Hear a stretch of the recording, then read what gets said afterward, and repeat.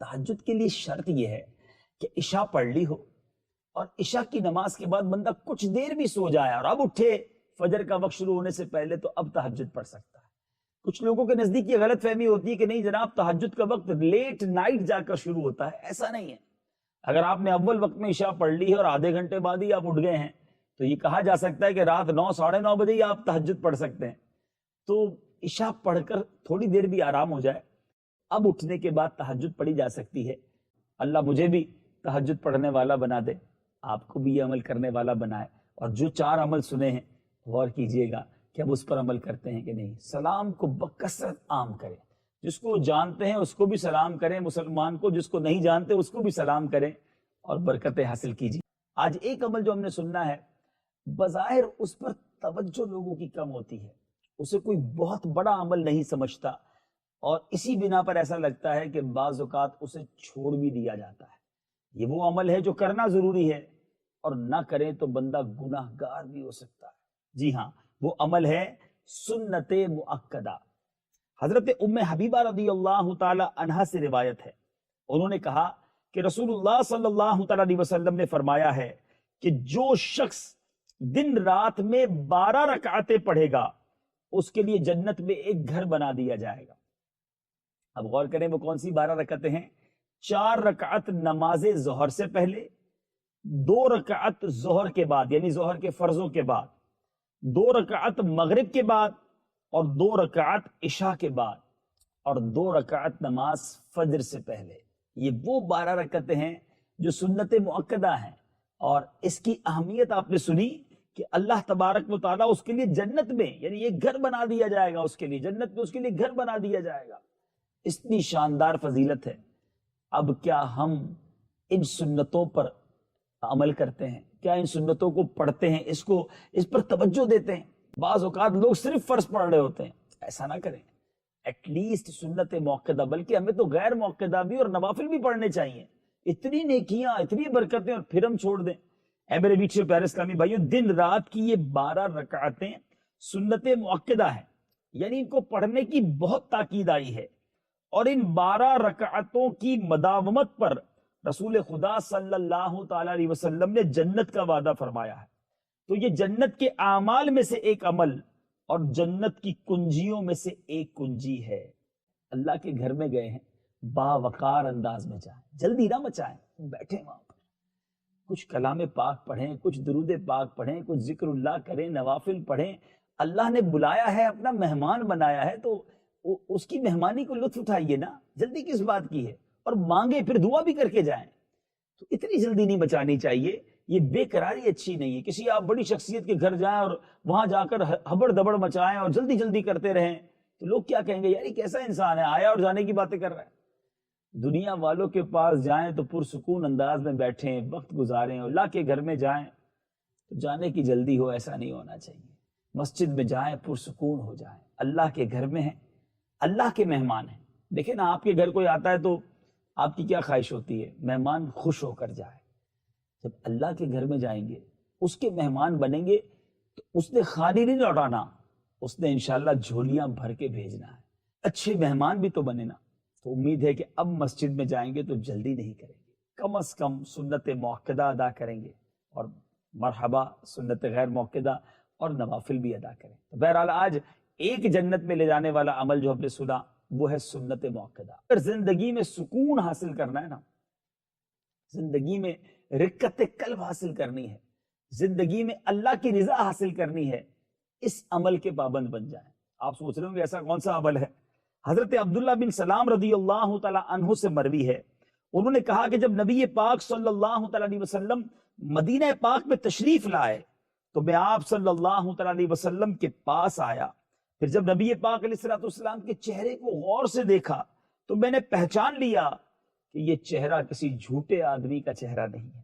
پھر سب سے پہلا قول جو آپ نے فرمایا وہ یہ تھا کہ اے لوگوں، تم سلام کا چرچا کرو اور کھانا کھلاؤ اور رشتہ داروں کے ساتھ اچھا سلوک کرو، اور راتوں کو جب لوگ سو رہے ہوں تو تم نماز پڑھو۔ تم ایسا کرو گے تو سلامتی کے ساتھ جنت میں داخل ہو جاؤ۔ جب راتوں کو لوگ سو رہے ہوں تو تم نمازیں پڑھو۔ اگر تم ایسا کرو گے تو سلامتی کے ساتھ جنت میں داخل ہو جاؤ گے۔ اے میرے میٹھے پیارے اسلامی بھائیوں، اس حدیث پاک میں نبی پاک نے 4 عمل کرنے والوں پر، 4 عملوں پر جنت کا وعدہ فرمایا ہے۔ گویا یہ کہا جا سکتا ہے کہ چاروں عمل ہی جنت میں لے جانے والے ہیں، جنت کی چابیاں ہیں۔ غور سے سنیے، مسلمانوں کو بکثرت سلام کرنا، بھوکوں کو کھانا کھلانا، اپنے رشتہ داروں کے ساتھ نیک سلوک کرنا اور نماز تہجد پڑھنا۔ وہ مسلمان ہیں، کون جنت میں جائے گا؟ سبحان اللہ، سنو میرے رب کی جنت کتنی بڑی ہے۔ ترمذی شریف کی حدیث ہے، نبی پاک فرماتے ہیں کہ جنت میں 100 منزلیں ہیں اور ان میں سے ہر 2 منزلوں کے درمیان اتنا فاصلہ ہے جتنا زمین اور آسمان کے درمیان فاصلہ ہے۔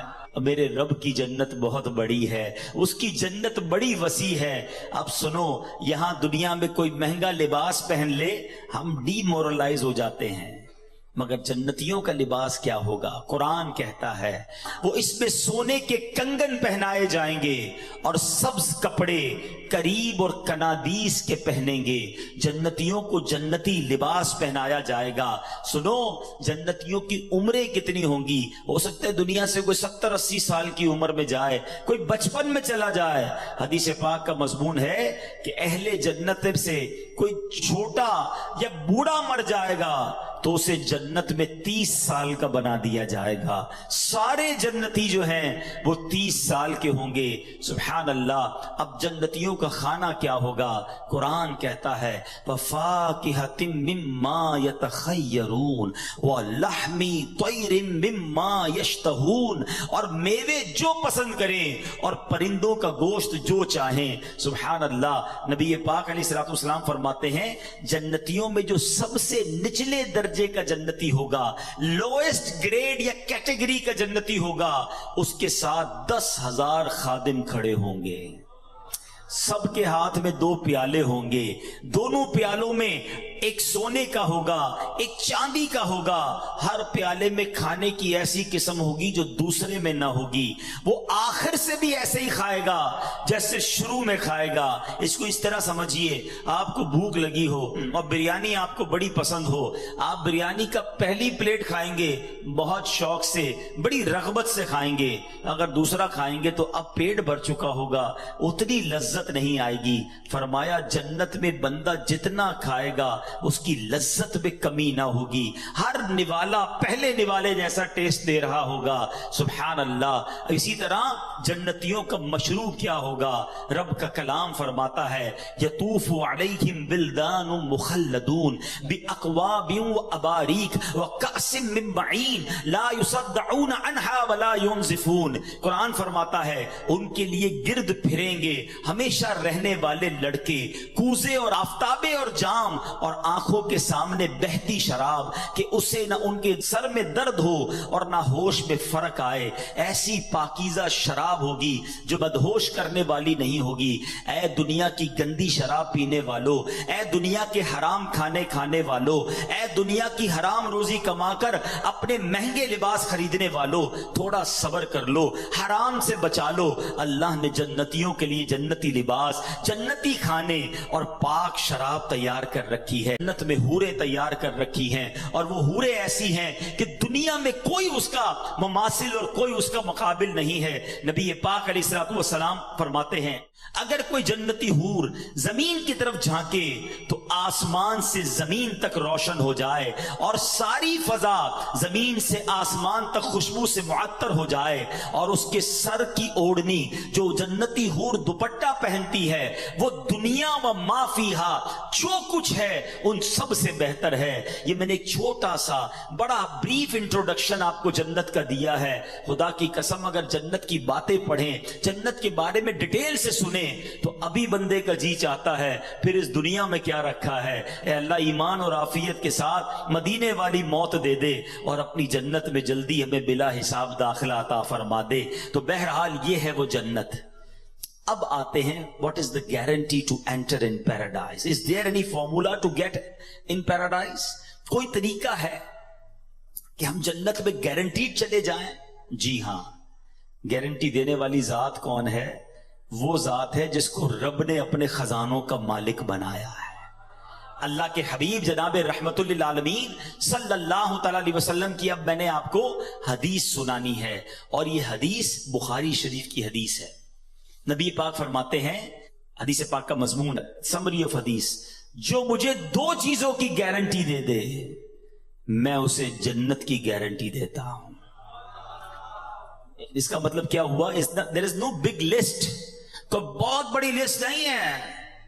اے اسٹوڈنٹس، مجھے سننے والے جتنے لوگ سن رہے ہیں، دو چیزوں کی گارنٹی مانگی ہے نبی پاک نے، کہ if anybody give me guarantee for two things، میں اسے جنت کی گارنٹی دیتا ہوں۔ وہ دو چیزیں کیا ہیں؟ میرے آقا فرماتے ہیں، مجھے دو جبڑوں کے درمیان والی چیز اور دو ٹانگوں کے درمیان والی چیز کی جو کوئی گارنٹی دے دے میں اسے جنت کی ضمانت دیتا ہوں۔ زبان اور پرائیویٹ پارٹ، شرمگاہ، جو کوئی ان دونوں چیزوں کا صحیح استعمال کرے، حلال طریقے سے استعمال کر لے، it's not a big deal. یقیناً مشکل ہے مگر کوئی لمبی لسٹ نہیں ہے۔ اگر ہم اس پر کانشیس ہو جائیں، پلان کر لیں، آج سے اپنے اوپر لازم کر لیں کہ میں نے اپنی زبان اور اپنی شرمگاہ کی حفاظت کرنی ہے، سبحان اللہ، نبی پاک اللہ کے حبیب ہیں، وعدہ فرما رہے ہیں کہ میں اسے جنت کی ضمانت دیتا ہوں۔ میرا یہ موضوع نہیں ہے مگر اس شاکان رسول کے لیے ایک بڑا خوبصورت نقطہ پیش کر کے آگے چلتا ہوں کہ گارنٹی کون دے سکتا ہے؟ اس کا مطلب وہی گارنٹی دے سکتا ہے جس کے پاس اتھارٹی ہو۔ یہ ذرا غور کرنے والی بات ہے۔ گارنٹی وہی دے سکتا ہے آپ کو، آپ کے اس کالج میں داخلے کی گارنٹی وہ دے سکتا ہے جس کے پاس یہ اتھارٹی ہو کہ وہ سائن کر دے تو پھر اس کے اوپر کوئی کلیم نہیں کر سکتا، اس کا کہنا آخر ہوگا۔ اللہ اکبر، اللہ نے اپنے حبیب کو یہ پاور، یہ اتھارٹی دی ہے کہ رسول اللہ جس کے بارے میں فرما دے رب اسے جنت میں داخل فرما دے گا۔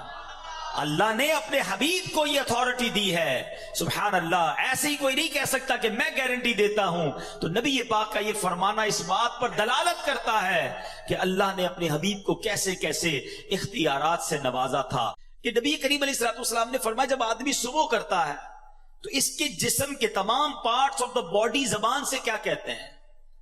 ہمارے ہر پارٹ آف دا باڈی، ہاتھ، آنکھیں، کان، پیر، زبان سے کچھ کہتے ہیں۔ حدیث پاک ہے، every part of the body کیا کہتا ہے زبان سے؟ کہ اے زبان تو ہمارے معاملے میں اللہ سے ڈر، کیونکہ ہم تیرے ساتھ اور تیرے تابع ہیں، ہم بلونگ کرتے ہیں تجھ سے۔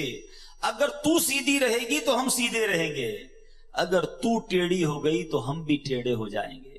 زبان ہی تو کسی کا دل توڑتی ہے نا، زبان ہی تو کسی کو گالی دیتی ہے، زبان ہی تو کسی سے جھگڑا کرتی ہے، آخر مار تو پوری باڈی کو پڑتی ہے نا۔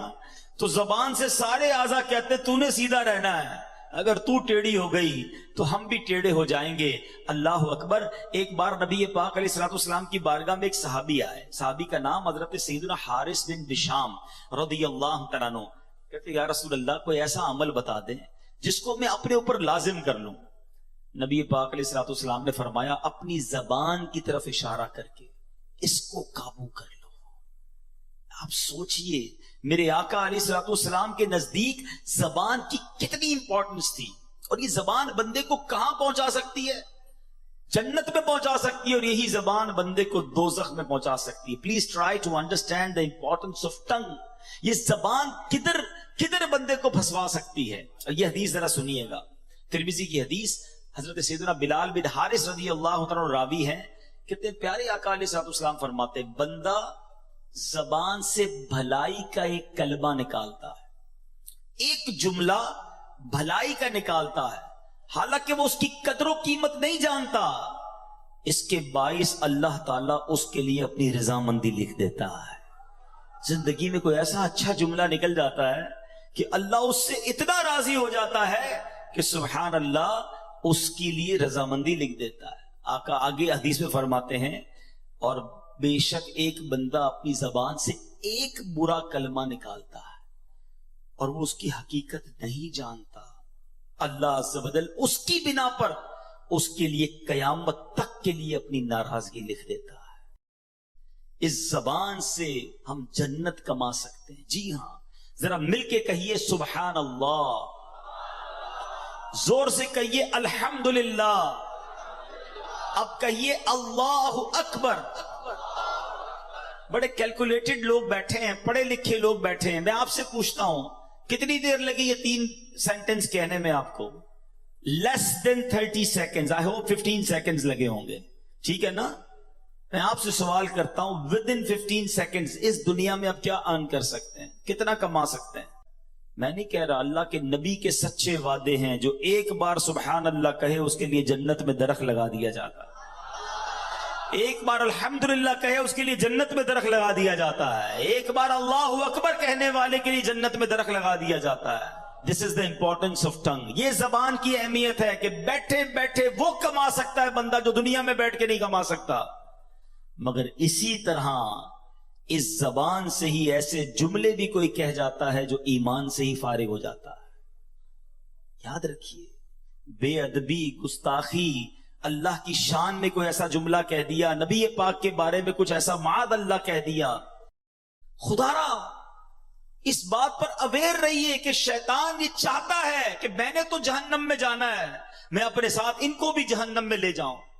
اب یہاں شیطان ایک وسوسہ کسی کے ذہن میں ڈال سکتا ہے کہ یار کیا ایک جملے سے ایمان چلا جائے گا؟ اتنا ہم نے بچپن سے مسلمان ہیں, کیا ایک جملہ کہہ کر ہمارا ایمان ہم سے چلا جائے گا؟ جی جناب, میں آپ کو اب ایک ایگزامپل کے ذریعے سمجھاتا ہوں کہ جملے کی اہمیت اور ورڈنگز کی اہمیت کتنی ہے. میں آپ سے سوال کرتا ہوں, ایک بندہ 70 سال تک ساری زندگی غیر مسلم رہا اور مرنے سے تھوڑی دیر پہلے صدق کے دل کے ساتھ کلمہ پڑھ لیا, کیا ہو گیا وہ؟ جواب دو نا.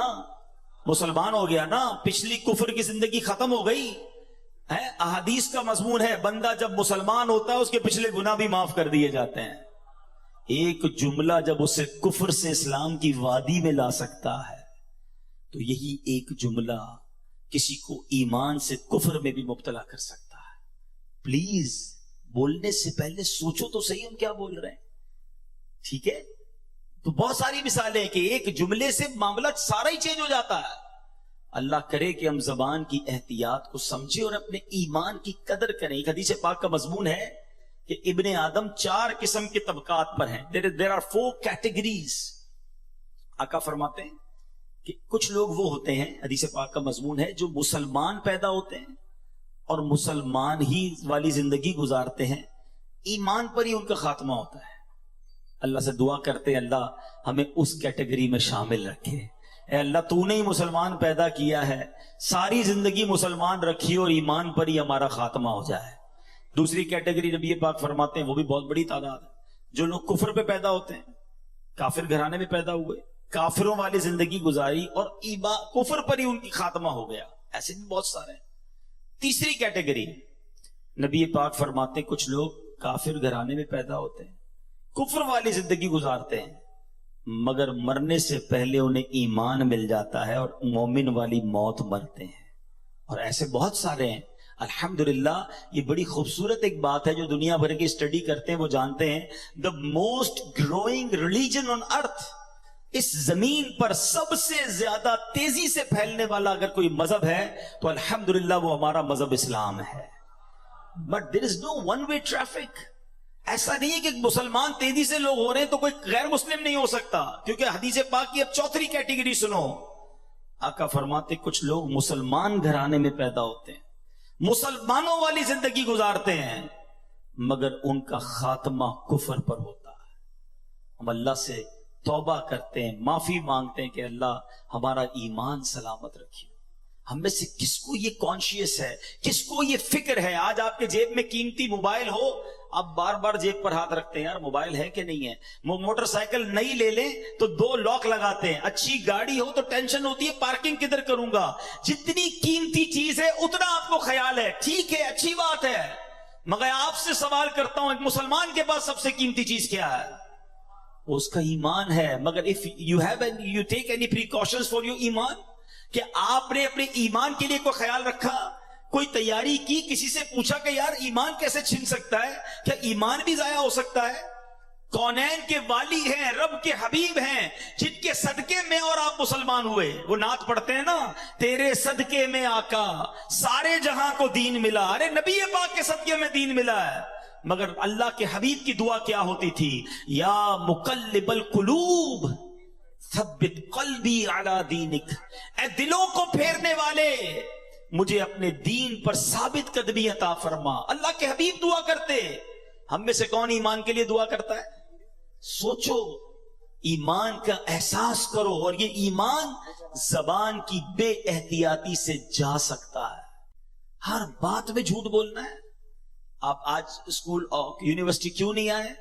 تو گھر میں فلاں بیمار تھا۔ اچھا اب کیوں نہیں آئے؟ تو وہ میں بیمار تھا۔ اب کیا ہوا؟ فلاں کا انتقال ہو گیا۔ آپ جھوٹ بول کر اپنے آپ کو بچا تو لوگے، اللہ کی بارگاہ میں کیا جواب دو گے؟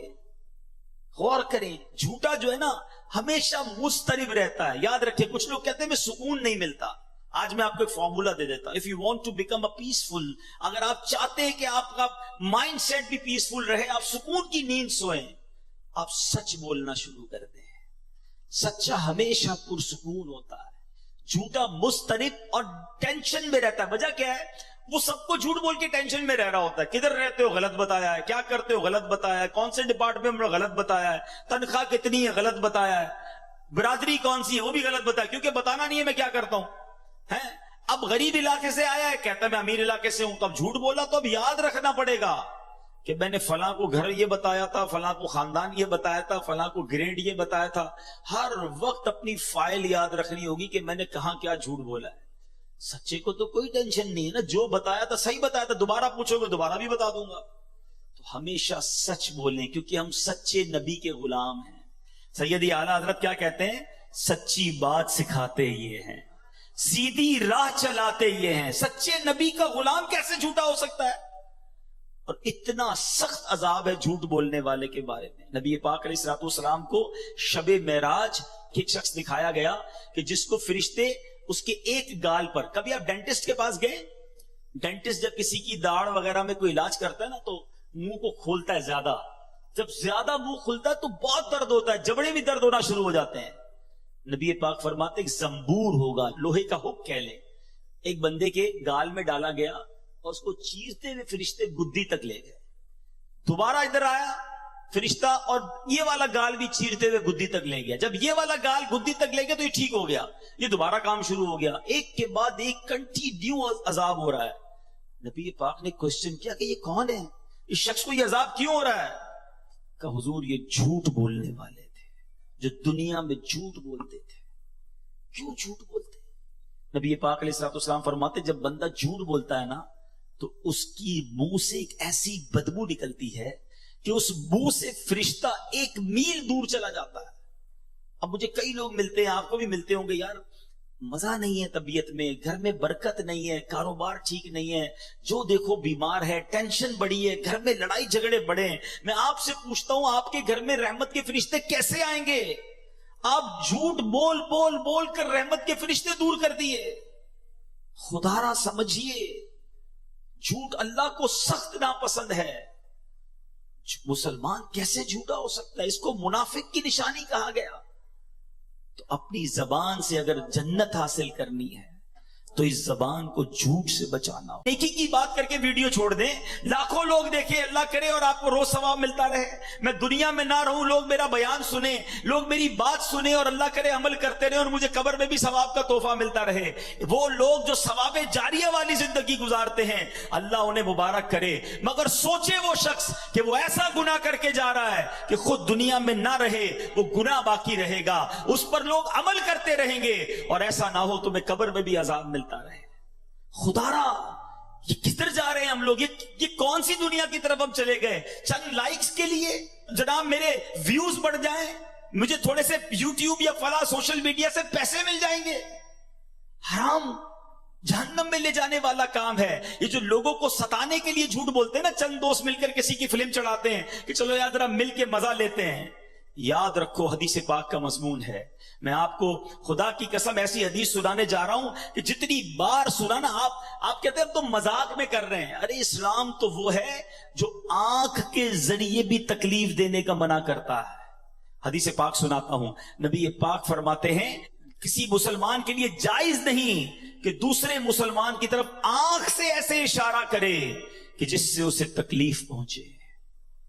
आंख भी ऐसे गुस्से की नजर से भी नहीं देखना कि वो डर जाए, इधर तो गालियां देते हैं, हाथापाई करते हैं, छोटी छोटी बात पर लड़ाई करते हैं। बताऊंगा मैं कौन हूं, पता नहीं मैं कितना सीनियर तालिब इल्म हूं, पता नहीं मेरा क्या ओहदा है, मैं किस खानदान से ताल्लुक रखता हूं, मेरे पीछे कौन है तुझे मालूम नहीं, मेरे ताल्लुक किधर तक है। अरे ठीक है, तुम आज पावरफुल हो, कोई तुम्हारा बिगाड़ नहीं सकता, जो मुंह में आता है तुम कहते हो, जैसा आता है जुल्म करते हो, मगर याद रखना कयामत का दिन होगा, मजलूम का हाथ होगा और जालिम का गरीबान होगा। अल्लाह ताला मजलूम के साथ होगा। यहां जो करना है कर लो, रब की बारगाह में तुम्हारी नहीं चलेगी। और उधर पैसे देकर जान नहीं छूटेगी, उधर नेकियां देनी पड़ेंगी। तुमने नमाजें पढ़ी होंगी, तुम्हारी नमाजें कोई ले जाएगा, तुम्हारे रोजे कोई ले जाएगा, और अगर इबादतें ना हुई तो सामने वाले के गुनाह तुम्हारे सर डाले जाएंगे। वो हदीस तो बचपन से सुनी है ना कि मुसलमान वो है, हदीस पाक का मजमून है, जिसकी जबान हाथ से दूसरा मुसलमान महफूज रहे। मगर बताओ ना आज हमसे कौन महफूज है? ये जो मजाक करते हैं, मैं उनको हदीस सुनाना चाहता हूं, अल्लाह करे उन लोगों तक पहुंचे कि जो लोगों का प्रैंक बनाकर, लोगों के साथ मजाक करके कुछ इंजॉयमेंट कर रहे होते हैं। हदीस पाक है, सुनो, नबी पाक अलैहिस्सलातु वस्सलाम फरमाते हैं कि कयामत का दिन होगा और मजाक उड़ाने वालों को बुलाया जाएगा जन्नत की तरफ कि आओ जन्नत के दरवाजे में आ जाओ। वो लोग भागते हुए जन्नत के दरवाजे की तरफ जब पहुंचेंगे, वो दरवाजा बंद कर दिया जाएगा। आशिक रसूल तो तमन्ना करता है कि मेरे ख्वाब में नबी पाक की जियारत हो जाए। तो जिसको नबी पाक को देखना है वो गंदी चीजें कैसे देख रहे हैं? नापाक आंखों से फिर आका का जियारत कैसे करेगा? आंखों को बचाएं हराम से, जबान को बचाएं हराम से। बार हजरत इब्राहिम बिन अदम रहमतुल्लाहि तआला की बारगाह में एक शख्स आया, आकर कहता है हुजूर मैं गुनाह से नहीं बच पाता। प्लीज जरा गौर से सुनिएगा, बहुत खूबसूरत क्योर और प्रिकॉशन है गुनाहों से बचने के हवाले से इस वाक्य में। कहता है हुजूर मैं बचना चाहता हूं, गुनाह हो ही जाता है। हो सकता है मेरे भाई या नौजवान भी ऐसे हो कि जो चाहते हैं गुनाह ना करें मगर गुनाह हो जाता है। हजरत इब्राहिम बिन अदम ने कहा अच्छा ऐसा करो, गुनाह करना चाहते हो? कहता हाँ, बच नहीं पाता, मुझे करना पड़ता है गुनाह। कहा ठीक है, अब जब भी तुम्हारा गुनाह करने का जी चाहे ना तो अल्लाह का रिस्क खाना छोड़ देना। कहता हुजूर ये कैसे पॉसिबल है? दुनिया में जो कुछ है वो अल्लाह ने अता किया, उसके बगैर तो जी नहीं सकूंगा। कहा अच्छा, अब गुनाह करने का जी चाहे तो ठीक है, गुनाह कर लेना, मगर ऐसी जगह जाके करना जहां अल्लाह ना देख रहा हो। तो कहता हुजूर east west north south everywhere जिधर भी जाऊंगा अल्लाह तो देख रहा है ना, वो अल्लाह की कायनात है। अच्छा ऐसा करो, गुनाह करना है ना करो, मगर अल्लाह की जमीन से, अल्लाह की कायनात से निकल कर कर लो। तो कहता है मैं उसकी मुल्क और उसकी मिल्कियत वाली जगह से भी बाहर नहीं जा सकता। अच्छा गुनाह करने का जी चाहे ठीक है, करना चाहे तो कर लेना, मगर जब मलकुल मौत तुम्हारी रूह कब्ज करने आए ना तो उनको मना कर देना कि नहीं मेरी रूह कब्ज ना करें, मैंने अभी तौबा करनी है। तो कहा हजरत nobody have power to deny, कौन है जो मलकुल मौत को मना कर सकेगा कि मेरी रूह कब्ज ना करो? जो वक्त है वो तो आकर रहेगा। फरमाया अच्छा फिर ऐसा करो, गुनाह जितने करने कर लो, मगर कयामत के दिन जब फरिश्ते तुम्हें जहन्नम की तरफ ले जाने लगे ना तो उनको मना कर देना कि नहीं मैं नहीं जाता।